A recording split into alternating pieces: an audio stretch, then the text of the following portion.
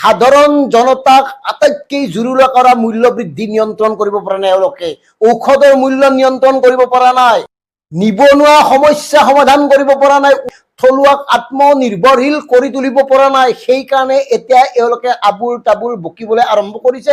এটাই লক্ষ্য, নিৰ্বাচনী বৈতৰণি পাৰ হোৱা। আৰু আমাৰতো অসমীয়াৰ অভাৱেই নাই, মৰিশালীতো হাততালি বজোৱা মানুহ আছে।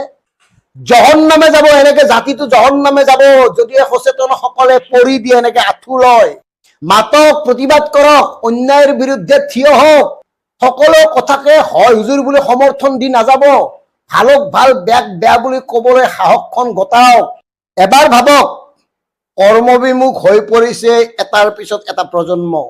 ড্ৰাগছৰ অবাধ প্ৰচলনে চাৰিওফালে ঘেৰি ধৰিছে, আৰু তাৰ পিছত বন্দুক। নিজৰ ল'ৰা ছোৱালীখিনিক নিৰাপদে ৰাখি সাধাৰণ জনতাক ইমোচনেলি ব্লেকমেইলিং কৰি বন্দুকৰ কথা কোৱা এইখন চৰকাৰে পদত্যাগ কৰক। 8 বছৰত 61 জন বাংলাদেশী বিতৰণ কৰিবলৈ সক্ষম হোৱা আপোনালোকক ন্যায়ালয়েও ভৰ্ৎসনা কৰিছে বাংলাদেশী বিতৰণ কৰিব নোৱাৰাৰ বাবে।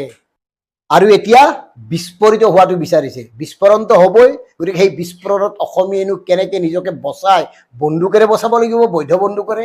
এনেকুৱা বক্তব্য প্ৰদান কৰে এগৰাকী মুখ্যমন্ত্ৰীয়ে। ভাবক আমি ক'ৰ পৰা কেনেকৈ গৈ আছো। গতিকে সময় থাকোঁতে কথাবোৰ চিন্তা কৰক, সময়তো নায়েই।